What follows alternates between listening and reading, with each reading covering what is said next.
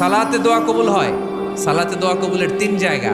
একটা হচ্ছে তাকবীরে তাহরিমার পরে আমরা সানা পড়ি না, আমরা তো একটা পড়ি, আল্লাহর হাবিব সুন্নাহ এবং নফল নামাজে আরো পড়তেন সানা, ওই দোয়া কবুল হয়। দুই নম্বর জায়গা সালাতে সেজদায় পড়ে দোয়া করলে কবুল হয়। আকরাবু মা ইয়াকুনুল আবদু মির রাব্বিহি ওয়া হুয়া সাজিদ ফাকসিরু ফীহি দুআ। বান্দা যখন সেজদায় লুটিয়ে পড়ে বান্দা আল্লাহর সবচেয়ে কাছে চলে যায়। তা কিন্তু বিশ্বনবী বলে সেজদাটা তোমার রবের কুদরতি পায়ের উপরে পড়েছে। সেজদায় পড়ে দোয়া করেন।